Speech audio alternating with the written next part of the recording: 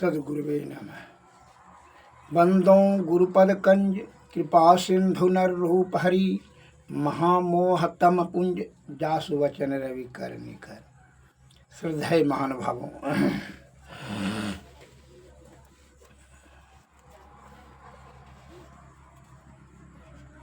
महाभारत गीता में आया है, आत्मा क्षत्रज्ञ इति उक्तः संयुक्तः प्रकृतिका गुणे तेरैव तू विनिर्म मुक्तः परम आत्म तैत उदाह अहृतः। अर्थात जब आत्मा प्रकृति में या संसार में बद्ध रहता है उसे क्षत्रज्ञ या जीव आत्मा कहते हैं, और वही प्राकृतिक गुणों से यानी प्राकृतिक या शरीर के गुणों से मुक्त होने पर परमात्मा कहलाता है।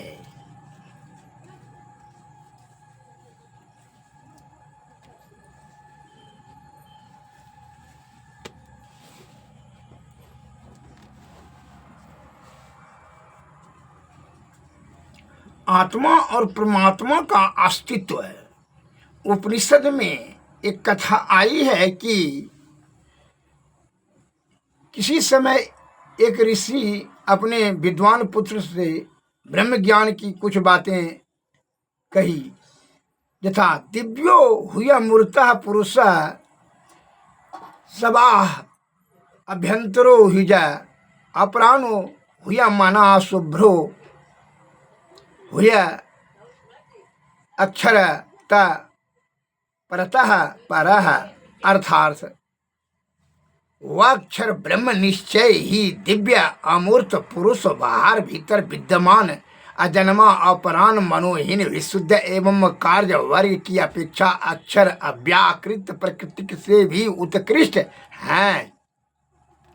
और बताया कि जो वाणी के द्वारा नहीं बतलाया जा सकता बल्कि जिससे वाणी बोली जाती है उसको ही तू ब्रह्म जान। वाणी के द्वारा बताने में आने वाले जिस तत्व को लोग उपासना करते हैं वह ब्रह्म नहीं है। जिसको चक्षु के द्वारा नहीं देख सकते बल्कि जिससे चक्षु देखता है उसको ही तू ब्रह्म जान। चक्षु के द्वारा देखने में आने वाला जिससे दृश्य वर्ग की लोग उपासना करते हैं वह ब्रह्म नहीं है। जिसको मन से नहीं जाना जा सकता बल्कि जिससे मन जाना जाता है उसको ही तू ब्रह्म जान। मन और बुद्धि के द्वारा जानने में आने वाले जिस तत्व की लोग उपासना करते हैं वह ब्रह्म नहीं है। पुत्र ने पूछा, पिताजी जिसको आंख नहीं देख सकती, कान श्रवण नहीं कर सकती और मन बुद्धि इंद्रियां ही ग्रहण कर सकती है उसकी किसी स्थिति कैसे मानी जाए? पिता ने उत्तर दिया, प्रियवश ऐसी बहुत सी चीज़ें हैं जिनको हम इंद्रियों से ग्रहण नहीं कर सकते हैं, फिर भी उन सबकी स्थिति है। पंच विषयों में मात्र रूप विषयों को हम नेत्र से ग्रहण कर पाते हैं, अन्य चार विषयों को नहीं। तो क्या उन चार विषयों की स्थिति नहीं है? अवश्य है। ऋषि पुत्र ने कहा, पिताजी जिस विषय को हम एक इंद्रिय से ग्रहण नहीं कर सकते उसे हम उन विषयों के अनुरूप अन्य इंद्रियों से ग्रहण करते हैं। अर्थात जैसे कर्नेय इंद्रियां मन कान से शब्द, नासिका से गंध, जीवा से रस और त्वचा से स्पर्श विषय की ग्रहण करते हैं, किंतु उस ब्रह्म को तो किसी भी इंद्रिय से ग्रहण नहीं कर सकते। तब कैसे कहा जाए कि ब्रह्म की स्थिति है? ऋषि ने उत्तर दिया, ऐसी भी वस्तु है जिसे हम किसी भी इंद्रिय से ग्रहण नहीं कर सकते फिर भी उसका अस्तित्व है। ऋषि पुत्र ने कहा, पिताजी यह बात मेरी समझ में नहीं आती है। ऋषि ने उसे निकट के एक बट वृक्ष से एक कहा कि फल ला। बट वृक्ष का एक फल लाया। पुत्र ने शीघ्र ही एक फल को उसको कहा उसको तोड़ो। उसको तोड़ कर करके निकाला कि बीज निकला, उसमें अनेक बीज निकला। पिताजी ने उन अनेक दानों में से एक दाने पुनः तोड़ने की अनुमति दी। पुत्र ने वैसा उसे भी तोड़कर देखा, उसमें 2 दालें थी। पिता ने कहा, उन 2 दालों के बीच में क्या है? पुत्र ने कहा, कुछ नहीं। पिता ने कहा, प्रियवश, जिसे तुम कुछ नहीं कहते हो, उस अव्यक्त तत्व से ही इतना बड़ा विशाल वट वृक्ष व्यक्त हुआ है। अव्यक्त तत्व सूक्ष्म होने के कारण इंद्रिय आग्रह है। इसी भांति परम प्रभु परमात्मा सूक्ष्म अति सूक्ष्म होने के कारण बाह्य इंद्रियों को कौन कहे?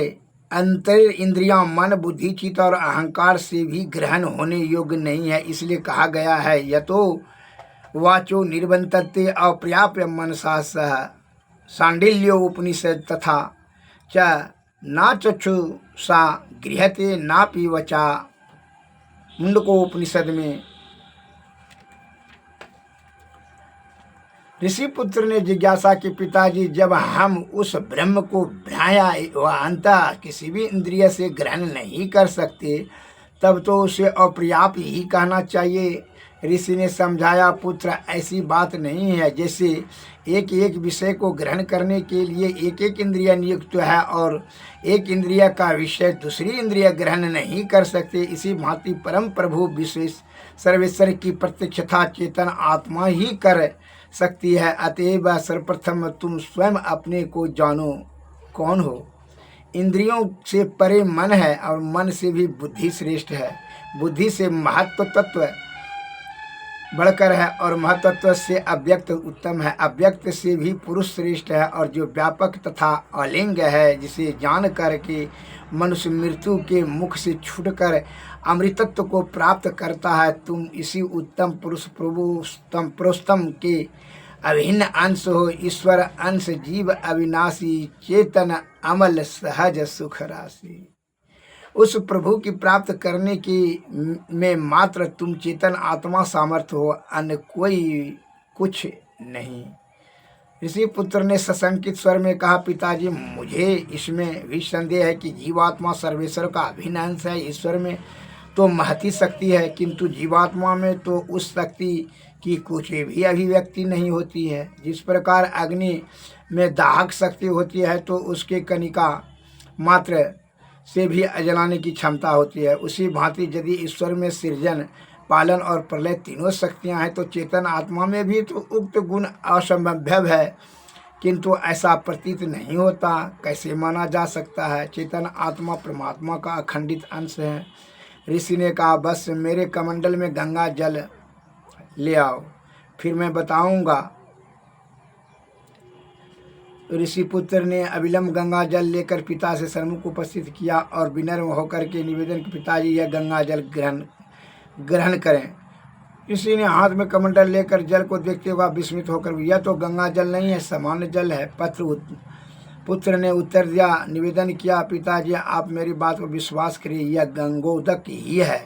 ऋषि ने स्पष्ट शब्दों में कहा, मैं तुम्हारी बात विश्वास कैसे करूं? प्रत्यक्ष के समक्ष प्रमाण कैसा? गंगा की बड़ी लंबी चौड़ी धारा होती है, जिसमें निरंतर उधाम गति से जल प्रवाहमान होता रहता है, जिसमें बड़ी बड़ी मछलियां और मगरमच्छ जैसे बड़े बड़े जीव जंतु रहते हैं। सहस्रों नर नारी उसके कुल में स्नानादि करते हैं। उसकी वेगवती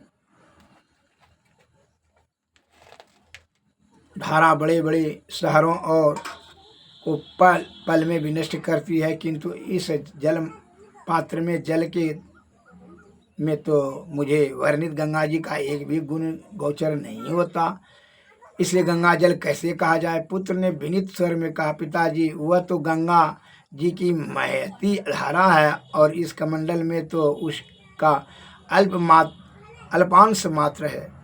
उस महती धारा की महती शक्ति और उसके महान गुण इस कमंडल जल में किस भांति प्रदर्शित हो सकते हैं? सिंधु में बूंद की क्षमता कैसे हो सकती है? पिताजी, किंतु इतना तो अवश्य है कि तत्व रूप से दोनों अभिन्न हैं। ऋषि ने कहा, पुत्र, इसी भांति परमात्मा विभु है और चेतन आत्मा अनु है। विभु के समस्त गुण अनु में गोचर हो कैसे संभव है? किंतु हाँ तत्व रूप में उभय अभिन्न है। जैसे मठाकाश मदाकाश और अभिन्न अंश है, उसी भांति चेतन आत्मा परमात्मा का अखंडित अंश है।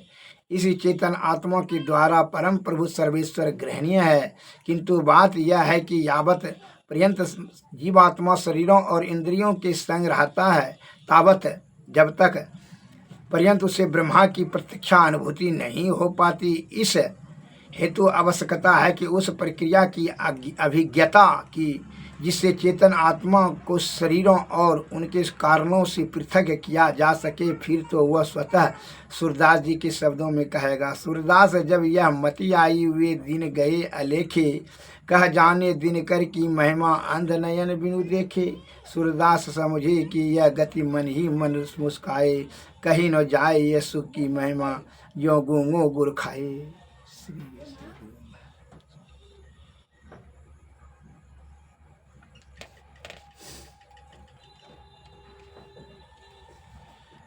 अर्थात लोकल भाषा में जैसे आप जो भी चीज़ इंद्रिय ग्रहण करने हो उसी पर आप विश्वास करते हैं।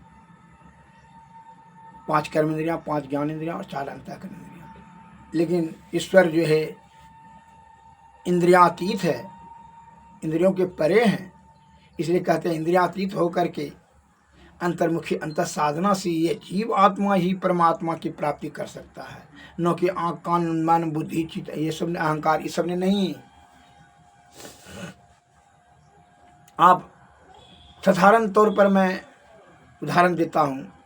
आप कहते हैं कि जो आँख देखा विश्वास करेंगे, कान सुनेगा। जज साहब ने कभी किसी को देखता है हत्या करते हुए, चोरी करते, डकैती करते हुए, कुकृत्य कार्य करते हुए? वह कैसे वहाँ फैसला दे देते हैं?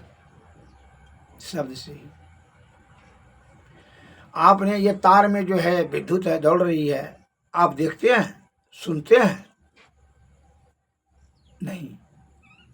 वह जब कनेक्शन पंखा में या हीटर में या मीटर में आप कनेक्टेड करते हैं तभी आप समझ जाते हैं हाँ अब जो है विद्युत प्रवाह है इसमें तार में, अतः इसको छूना खतरा है। तो क्या वो नहीं है? आपके आँख ने कान ने मुँह ने नहीं समझ रहा है तो क्या आप नहीं है? विद्युत है। जैसे 3 पंखी आप चलाते हैं तो आप देखते हैं 3 पंखी है, लेकिन जब पंखा चला देते हैं तीनों में से कुछ नहीं दिखाई पड़ता है, तो क्या समझते हैं कुछ नहीं है? हाँ, कान तो अब देख नहीं रहा है, लेकिन पहले तो देखे ना कि अस्थिर अवस्था में 3 पंखी हुआ, लेकिन अब चालू अवस्था में वो नहीं दिख रहा। इसीलिए सर्वशक्तिमान वह संसार को चला रही है, अत्यंत गतिमान है। और उनका विभुता को यह सूक्ष्म जीव कैसे समझ सकता है या उसमें मिल सकता है? भले समुद्र का 1 लोटा पानी हाथ से ला करके हम आपको बोलें ये समुद्र का जल है, लेकिन आप उसमें कहते हैं कि समुद्र में तो बहुत बड़ी मगरमच्छ है, फलना चूना है, पहाड़ है, नाव है, जहाज है, इसमें कहाँ है? वह अत्यंत विशाल है और यह बहुत छोटा है, इसलिए उसमें सामर्थ्यवान है, इसमें असमर्थ है। यह आपके 14 इंद्रियों को ही गति दे देता है, यह उसी का अंश है, वह परमात्मा का यह अंश है। के कारण से वह ये 14 इंद्रियों को जो है गति देने में सामर्थ है, जो कि आप कुछ शक्ति आप में आता है और गति इसमें आता है, और आप इसके में समझते हैं कि हाँ अब हम जिंदा हैं, उन्हीं का कृपा से है। जैसे गंगा जल उदाहरण दिए महात्मा जी ने कि गंगा जल ला करके आपको दिए, गंगा जल है लीजिए, तो आप कह रहे हैं कि नहीं है, तो गंगा जल में बहुत सारी शक्ति है, इसमें नहीं है। अरे उसमें साधारण वो विभु है, विशाल है, अनंत है, इसलिए परमपिता परमेश्वर अनंत है और जीवात्मा बड़ा सूक्ष्म है। इसमें साधारण शक्ति उन्हीं का है जो कि यह आपको 14 इंद्रियां गतिमान होने लगता है, चलने लगता है, आँख कान नाक कान मुँह सुनने चलने। लेकिन वही सुप्ता अवस्था में जब जाते हैं तो 13 इंद्रियां जो है ज्ञान इंद्रियां, आप जैसे मान लें नींद आने लगता है तो आपको देखिए से हाथ मुंह आँख कान सब काम नहीं करना बंद करने लगता है, कहते हैं हमने सोएंगे बजे जब तक वो है आप कंठ तक में तंद्रा में आते हैं तब तक जो है ना, तब तक वहाँ तक जो है मन बुद्धि चित्त 5 ज्ञान इंद्रिया कर्म इंद्रिया तो छूट गया जैसे नींद में जाने लगते हैं।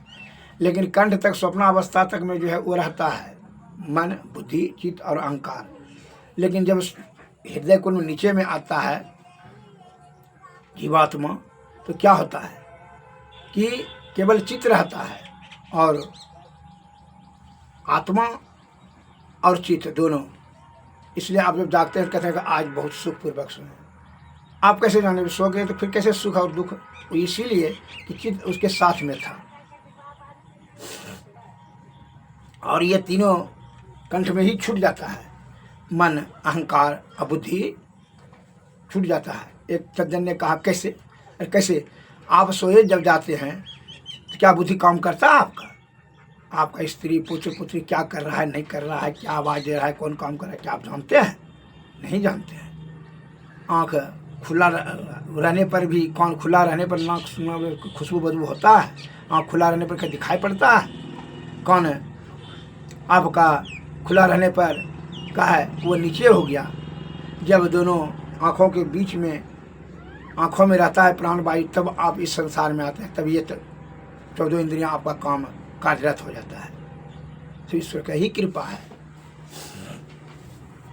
जैसे 50 करोड़ का आप हवाई जहाज बना लिए,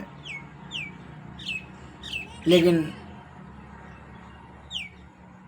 अगर यदि उसमें मनुष्य जीव नहीं जाए गति उसमें तब नहीं आएगा, वही चलाने में सामर्थ्यवान होगा। वो तो है विशाल, जहाज तो बहुत विशाल है, लेकिन चलाता कौन है? वो मनुष्य।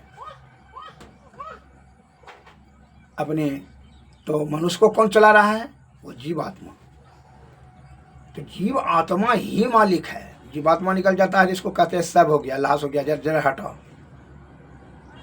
तो ईश्वर का ही अंश है। अतः वो अनंत है या अनु है, परमात्मा विभु है और यह अनु है, जीवात्मा अंतर इतने है। लेकिन उन्हीं का शक्ति से जब चंचला शक्ति है वही शक्ति विहीन हो जाता है। इसी शक्ति को जो कि इंद्रिय में शक्ति होने लगता है वह जीवात्मा के प्रभाव से, तो यह नीचे की ओर जब बताता है अज्ञान की ओर बढ़ना, और वही जब ऊपर की ओर बढ़ा लेता है तो कहता है कि ज्ञान की ओर बढ़ना।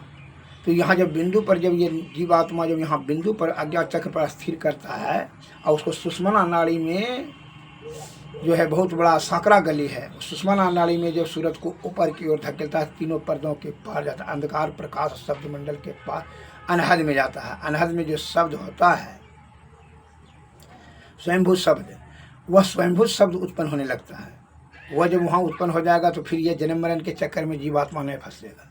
ईश्वर के चिदात्मक है, चौकी है, वहाँ समझ लीजिए वहाँ ईश्वर का वहाँ एरिया आ गया है, एरिया में वो चलेगी जीवात्मा। अब जो है उसके सब मिलेगा सार शब्द से निशब्द, निशब्द में परब्रह्म। यही संत महात्मा आदिकाल से आपको समझा रहे हैं कि यह जो है आप इंद्रिय सुख है, तो इंद्रिय सुख है तो इंद्रिय की आसक्ति के कारण से आपको हो जाता है। ये मन माया और जो है काया के कुसंगति में जो जीव आत्मा आया है, इंद्रिय सुख तो आपका अपना सुख है नहीं। अगर यदि आपका अपना सुख रहता है तो यह जब जीवात्मा, जब छोटे उदाहरण लीजिए, जब जीवात्मा आपका हृदय कुंड में चला आता है तो फिर ये इंद्रिय सुख आप कहाँ गति इसका निष्क्रिय हो जाता है। जैसे आपका बहुत बड़ी मशीन है, लेकिन जब उसमें पावर नहीं दिया जाए, विद्युत का प्रवाह नहीं दिया जाए, वो लोहा के समान है, उसका गति तो विद्युत प्रवाह है। तो उसी प्रकार ये क्या है, पंचतत्व से बनाया हुआ है, सृजल पावक गगन समीरा, पंचरचित अधम शरीरा। तो इसमें अगर यदि वही ईश्वर का अंश नहीं रहे, जीवात्मा जिसको कहते हैं, इसका कोई तुझसे जला करके राख कर देगा, बेटे बेटी स्त्री पुत्र पुत्र फिर फेंको इसको। तो ये फेंकने, जरने और जन्मने, मरने और जन्मने के चक्कर में आपको जीवात्मा को दुख होता है। रोग शोक संताप बुढ़ापा मरना जीना काम क्रोध मद मोह लोभ, ये सब क्या दुखे का कारण है। तो इसकी निवृत्ति करने के लिए संत महात्मा बताते हैं कि यह जो है जीवात्मा परमात्मा में मिला दो, उसके लिए यह जो है ध्यान कहते हैं। इसलिए कहते हैं सतत ध्यान करने से विषय वासना छिन्न होता है और तीनों पर्दों के पार जीवात्मा जाने का भी 10वां दरवाज़ा से ऊपर की ओर सुषुम्ना नाड़ी होकर के नाद अनहद नाद में चला जाएगा। और तब जो है वहाँ जो है अनहद नाद में जाने के बाद सभी विषय वासना मन माया सब छूट जाता है, पाप ताप सब नष्ट हो जाता है। तब यह ईश्वर के से निकट पहुँच जाता है। सार शब्द मिलता है और सार शब्द को उल्टा शब्द भी कहा जाता है। क्यों उल्टा शब्द में क्यों कहा? इसलिए कि ब्रह्म के से जो है वह नीचे की ओर पिंड की तरफ आता है, इसीलिए वही शब्द को सहारे जो है ऊपर आप जाएंगे। तो सार शब्द से जब आ जाएंगे तो वही निशब्द हो जाएगा, निशब्द में ही ऊपर ब्रह्म है।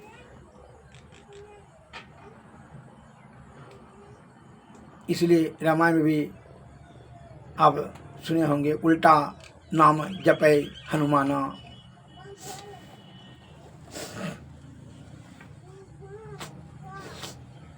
वही उल्टा नाम है, उल्टा शब्द उसी को कहा जाता है, सार शब्द को।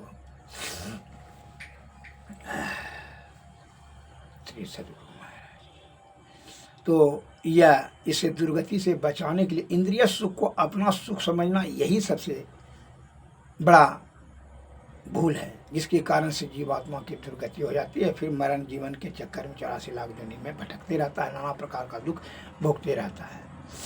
इस बात को सदैव ध्यान रखें कि आप बहुत बड़ी मशीन फैक्ट्री चला लिए, लेकिन विद्युत के प्रवाह से वह गति उसमें आ जाता है।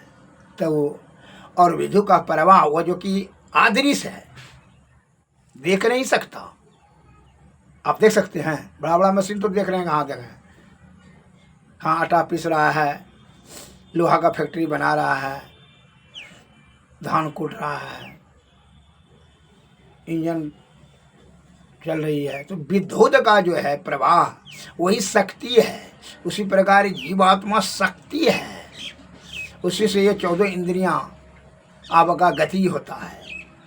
और इस के चक्कर में आपकी जीवात्मा आसक्त हो जाता है और आसक्त के कारण से ब्रह्म का रास्ता ही भूल जाता है। सदगुरु की कृपा से ही वह युक्ति आप जानेंगे, तभी इनकी मुक्ति संभव है।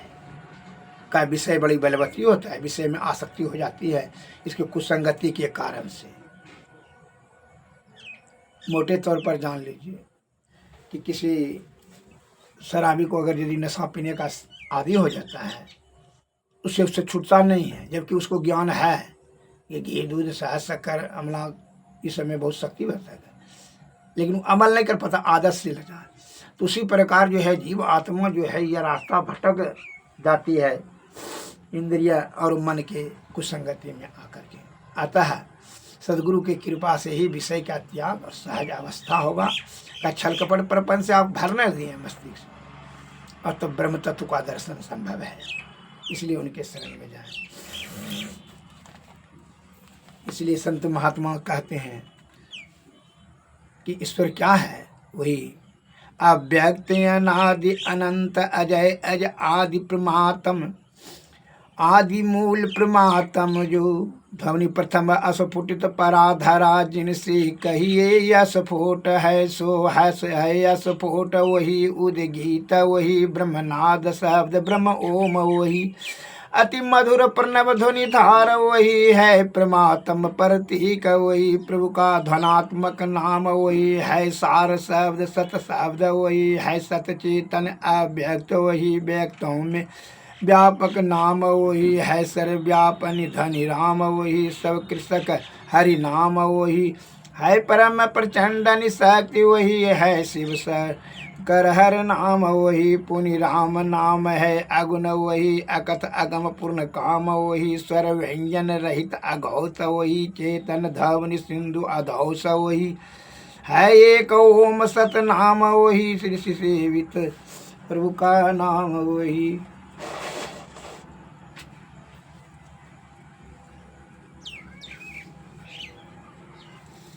है एक ओम सत नाम वही मुनि सेवित गुरु का नाम वही भजो ओम प्रभु नाम वही भजो ओम मही नाम वही।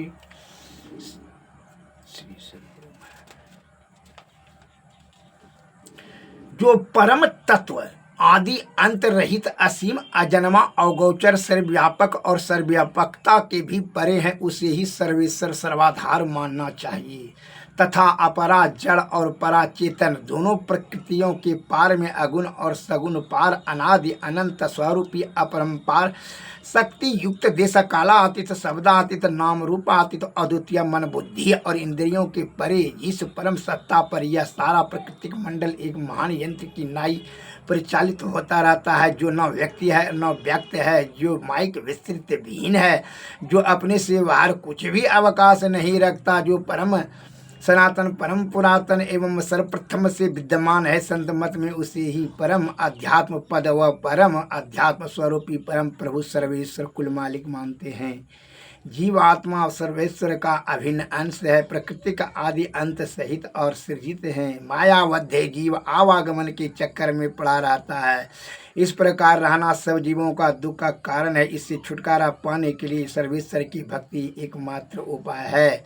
मानस जप मानस ध्यान दृष्टि साधन और सूरत शब्द योग द्वारा सर्वेश्वर की भक्ति करके अंधकार प्रकाश और शब्द की प्रकृति तीनों पर्दों के पार जाना और सर्वेश्वर से एकता का ज्ञान प्राप्त करके मोक्ष का पा लेने का मनुष्य मात्र अधिकारी है। झूठ बोलना नशा खाना बेविचारी करना हिंसा करने अर्थात जीवों को दुख देना और मत्स्य मांस को खाद्य पदार्थ समझना और चोरी करनी इन पांचों महापापों से मनुष्य को दूर अलग रहना चाहिए। एक सर्वेश्वर पर ही अचल विश्वास पूर्ण भरोसा और अपने अंतर में ही उनकी प्राप्ति का दृढ़ निश्चय रखना सद्गुरु की निष्कपट सेवा सत्संग और दृढ़ ध्यानाभ्यास इन पांचों को मोक्ष का कारण समझना चाहिए। श्री सद्गुरु महाराज की जय। श्री सद्गुरु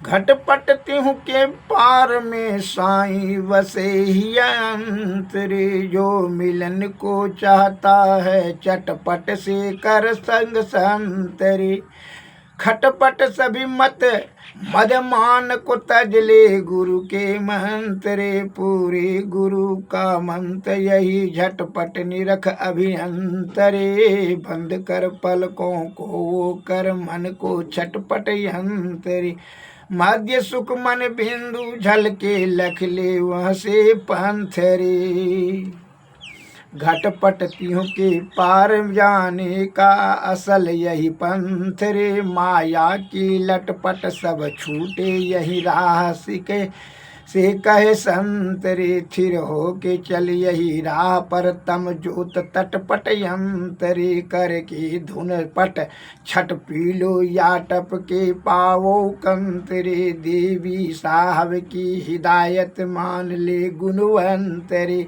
मैं ही कहे सुख शांति मिले ही भव का हो अंतरे। श्री सद्गुरु महाराज की श्री सद्गुरु।